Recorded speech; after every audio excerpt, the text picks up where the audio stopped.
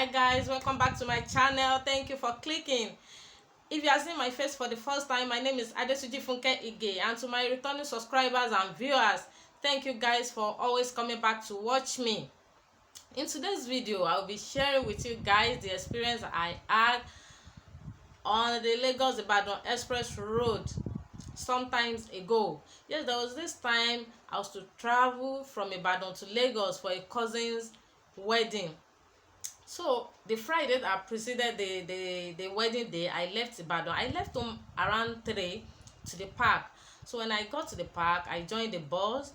The bus was full and we left the park. We left Ibadan for Lagos. And immediately we left the park, everybody in the bus, some people pressing their phone, some were already sleeping. Those of us that were not sleeping were pressing phone, listening to music, checking internet and all those stuffs. And like 30, 40, 45 minutes into the journey, I just noticed the bus stopped suddenly. We're on the road, no traffic, nothing. The bus just stopped, and I was like trying to see what was going on. And before I knew it, I just had a voice beside me. Okay, you want to look at my face? I will shoot you now. And that was when I actually knew what was going on, that we have been attacked, as in we are under armed robber attack. So they opened the door, they marched us out from the bus. They said we should lie on the road. We did. They entered the bus, they searched the bus, took everything that they think is everything that was valuable to them. They picked it, and we're not allowed to bring anything out of the bus. And after that, they went to the booth, they checked the booth. They took whatever that they think is valuable also. And after that, they were coming to check us one after the other, when actually they had the police bus siren, and that was when they fled. And as they fled, they marched into the bush, all those bush at the express. They just went like that. Oh, we're looking at them like this because it was in a broad daylight. So as they were going, the policemen came and they were asking our driver, what happened? What stopped you? No pothole, no traffic, nothing. These people did not block the road though. And our bus was the first bus that was stopped. I think after our own bus, a car was stopped behind us. And as corrupt as the Nigeria police are, they were still asking this driver, why did you actually stop here? These people then blocked the road, no pothole, no traffic, this and this. And that was when people started suspecting the driver, that definitely maybe he's one of them, maybe he's one of their gang, maybe it was the one that notified them this and this, and one thing.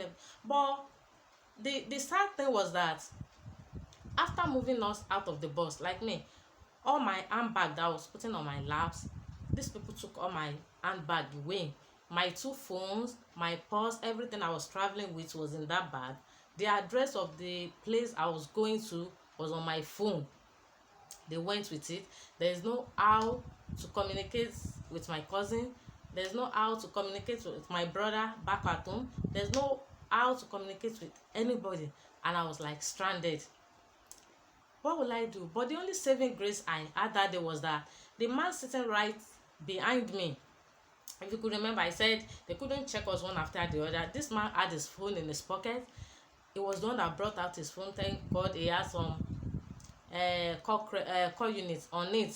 So I called my brother back in Ibadan that see what happened, this and this. So it was the one that called my uncle in Lagos. Even though my uncle, I did not tell him I would be coming to his place, because my intention was to go straight to the wedding place, and after the wedding on Saturday, then I'll come to my uncle's place, just like a surprise, you understand.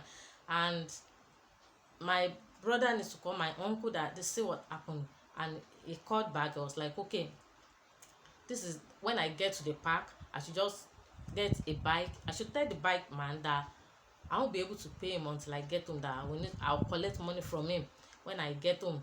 which I did. And this man that sat right behind me, that I said it was the one that it was like this is savior of everybody in the bus, at least most of us. Let me say, okay, we the female in the bus, no men, they their this thing, their trousers always have pockets, so some of them have their phones in their pockets. We have phone in our hand or inside our handbag, so most of us have actually lose our phone to these people. So it was the one that helped each and every, many of us, to contact our people back at home, and some of us where we no, it's even back at home, and it's for those that even have some numbers, that know some number offhand, as the numbers that you can call, because there's no place to get number. So I have to go to my uncle's place that night. It was my brother that also called my cousin, gave my cousin my uncle's number. So my cousin now sent the wedding address to my uncle's phone before I was able to leave my uncle's place the following morning to attend the wedding.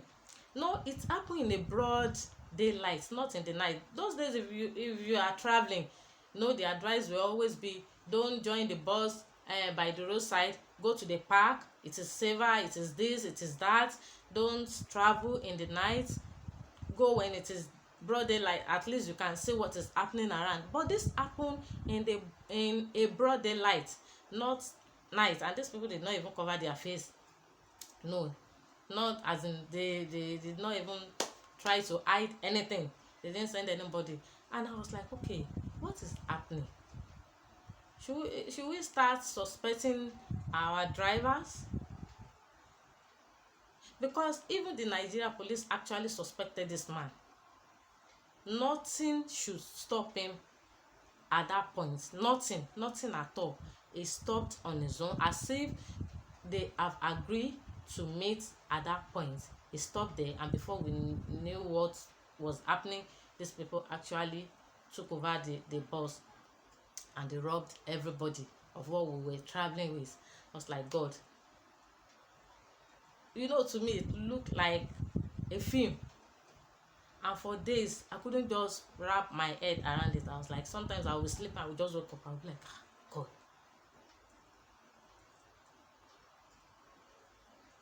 God, does this really happen? I've never experienced it before. It was my first time. So it really got to me. It got to me. It got to me, and I was like, God, is this the way it is? As in, they did not even wait for night again. Broad daylight. I said, okay, well, let me come and share my story with you guys. And if you have actually watched up to this point, I want you to like this video, share, drop a comment, and also don't forget to subscribe to my channel. And I'm going to see you in my next video. Bye.